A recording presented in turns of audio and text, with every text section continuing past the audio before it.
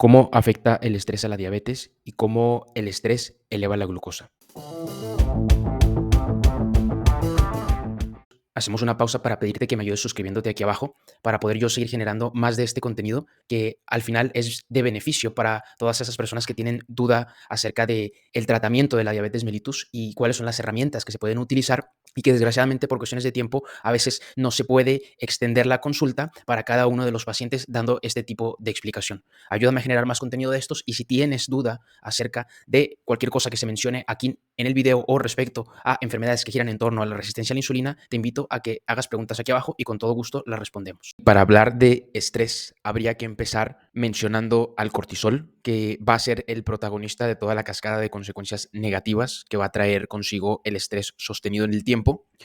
Y el cortisol es una hormona que se produce por las glándulas suprarrenales, que son dos capsulitas que se encuentran situadas encima de los riñones y que estas glándulas van a ser las encargadas de liberar ese cortisol frente a situaciones de estrés o de lo que tu cuerpo perciba como estrés, porque hay que entender que el cortisol es una hormona que tiene la función de ayudarnos a la sobrevivencia y es una hormona que se va a liberar incluso ante situaciones que nuestro cuerpo perciba como peligrosas o como situaciones frente a las cuales se está generando un peligro. Y esto es bien importante porque en mi consulta veo a muchas personas con problemas claros de estrés. Sin embargo, a la hora de preguntar al paciente, menciona que no está pasando por problemas tan graves como para considerarlos estrés. Y esto es bien importante aquí mencionar que nuestro cerebro no va a distinguir entre una situación de peligro real y una situación de la cual él está percibiendo como un peligro. Es decir, situaciones a las cuales nos podemos enfrentar en el día a día como llegar tarde al trabajo, como errores que podemos cometer en el trabajo o rupturas de relaciones sociales van a ser percibidas por nuestro cuerpo como situaciones que nos ponen en peligro y el cuerpo va a responder a esto liberando cortisol. Es imposible por el estilo de vida que llevamos en la sociedad moderna no estar sometidos a lo largo del día por esas pequeñas liberaciones de cortisol que incluso no son percibidas de manera consciente por nosotros como situaciones de estrés. Sin embargo, si sumamos todas esas pequeñas acciones a lo largo del día, sí van a desencadenar problemas o consecuencias secundarias a la liberación sostenida del cortisol. Te voy a poner un ejemplo típico de lo que me llega a consulta todos los días y que para ti pudiera ser algo que representa mucha dificultad de entenderlo, pero para mí que lo veo todos los días, esos patrones que se repiten en todos los pacientes y que te van a servir a ti para que puedas entender el por qué estás teniendo esas alteraciones y cuáles son las consecuencias del estrés sostenido. Me gustaría empezar hablando en este caso, del lado femenino. Y para mí es importante diferenciar entre masculino y femenino porque por cuestiones fisiológicas los hombres somos mucho más resistentes a la hora de, hormonalmente hablando, a la hora de las alteraciones que tiene el cortisol. Sin embargo, las mujeres tienden a ser más susceptibles a tener alteraciones hormonales y por lo tanto más consecuencias frente al estrés. Y por tanto, a quien veo más frecuentemente que acude a consulta por preocupación de sus alteraciones hormonales son a mujeres. Alteraciones hormonales y todo lo relacionado a sus laboratorios, como lo son como la resistencia a la insulina, porque le acaban de diagnosticar una diabetes, porque le acaban de diagnosticar un hipotiroidismo, y acuden a consulta preocupadas por eso, sin saber que hay un trasfondo que puede cambiarse para, si estamos a tiempo, para poder lograr corregir esos laboratorios y que no termine en la necesidad de estar tomando fármacos durante un tiempo indefinido.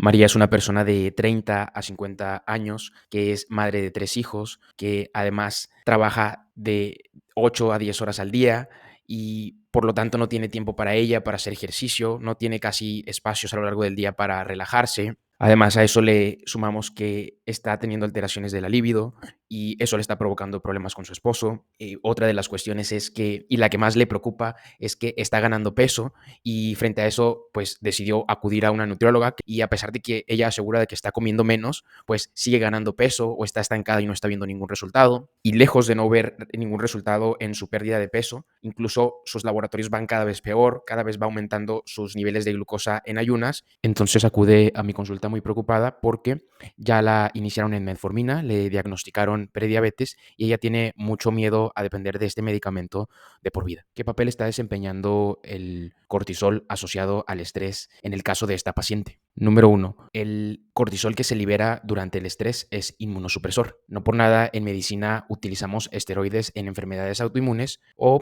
por ejemplo, cuando nos llega un paciente con urticaria o con comezón en la piel que es secundario a una alergia, pues en medicina se utilizan los esteroides. También otro ejemplo que te podría poner es cuando los médicos utilizamos esteroides para trasplantes y esto ayuda a que el cuerpo no reconozca al órgano que se trasplantó como extraño y lo hacemos por medio de la inmunosupresión con esteroides. De manera similar, el cortisol liberado durante el estrés de manera sostenida va a provocar una inmunosupresión en nuestro cuerpo y es el motivo por el cual me llegan a consulta pacientes diciéndome que se están enfermando muy seguido de resfriados porque el cuerpo se vuelve más vulnerable a virus que de otra forma no lograrían enfermar al cuerpo. En este caso, como estamos inmunosuprimidos, estamos adquiriendo constantemente resfriados y otros virus, como por ejemplo virus del herpes, que aprovechan esta inmunosupresión para manifestarse. Y como te digo, es bien frecuente que me lleguen a mi consulta con la pregunta de por qué me estoy enfermando muy seguido de resfriados o por qué me está saliendo muy seguido herpes o cualquier tipo de alergia. Y aquí tienes una posible respuesta. Número 2, hiperglucemias o elevaciones de azúcar en sangre, porque recordemos que el cortisol tenía la función de ayudarnos a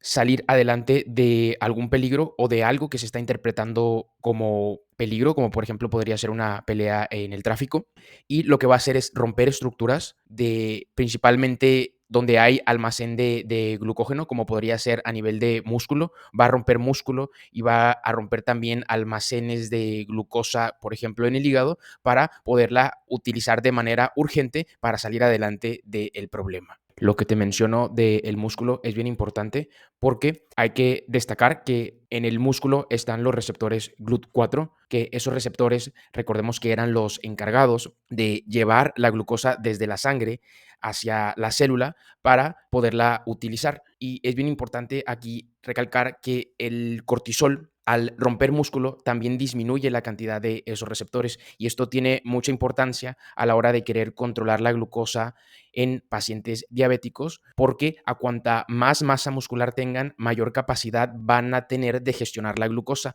es decir, mayor capacidad van a tener de comer carbohidratos sin que la glucosa esté generando picos. Es por ello que la gente que, por ejemplo, tiene grandes cantidades de masa muscular es capaz de comer muchos carbohidratos sin estar generando esos picos de glucosa a lo largo del día y mantener su glucosa estable. Y por eso somos cada vez más los médicos que nos sumamos a hablar de la importancia de la cantidad de masa muscular, porque más allá de una cuestión estética que se pudiera pensar que si te gusta más o si te gusta menos cómo se ve un cuerpo con adecuada masa muscular, la masa muscular va a ser un buen aliado a la hora de querer mantener estables nuestros niveles de glucosa. Y es por eso también que es una mala estrategia a la hora de querer perder peso o de querer mejorar nuestra diabetes, que igual en la mayoría de los casos van de la mano, el hacer dietas hipocalóricas que nos hagan que perdamos masa muscular y aunque a corto plazo nos pudiéramos sentir felices porque estamos perdiendo peso, a largo plazo esa disminución de masa muscular por un lado va a generar mayor envejecimiento, pero por otro lado también hablando de la glucosa va a generar que menores cargas de carbohidratos nos produzcan más picos de glucosa en sangre y por lo tanto a largo plazo también se eleve la insulina y nos haga perder, nos haga ganar grasa. Entonces, un ejemplo que te podría poner de esto, de una mala estrategia, es la que se hace, por ejemplo, con las cirugías bariátricas, que está comprobado que a corto plazo son efectivas para perder peso, pero no solo se pierde peso, sino también se pierde masa muscular y con ello a la larga disminuye nuestra tasa metabólica y está comprobado que a lo largo de 2 o 3 años la mayoría de las personas se estancan, además de que perdieron mucha masa muscular y van a ser mucho menos capaces de gestionar los carbohidratos a la hora de comer incluso menos cantidad de la que comían antes. El daño número 3 que produce el cortisol de manera sostenida en el tiempo asociado al estrés es la inflamación intestinal. Y dirás, ¿qué tiene que ver el estrés con la inflamación intestinal? Pues bueno, recordemos que el cortisol tiene como finalidad obtener energía rápido, a como de lugar. Entonces, rompe estructuras musculares, entre otras estructuras, pero también rompe estructuras del intestino. y estructuras que nos ayudan a mantener a nuestro intestino, por decirlo de alguna manera, hermético. Y al romper esa capita protectora del intestino, ocasiona que estructuras que en este caso organismos que no deberían de atravesar del intestino hacia la sangre, debido a que se perdió esa capita protectora, pasen hacia la sangre, esas estructuras, esos organismos que son dañinos para nuestro cuerpo, pasan hacia la sangre porque ya no hay esa capita protectora y entonces empiezan a generarse mecanismos de inflamación porque a nuestro cuerpo y a la sangre no le gustan esos organismos ahí, los reconoce y los ataca. Y es por eso que los problemas de permeabilidad intestinal debido a una inflamación por un estrés sostenido en el tiempo también se asocian a enfermedades autoinmunes. Entonces, ves cómo hay una relación entre la inflamación intestinal y las enfermedades autoinmunes.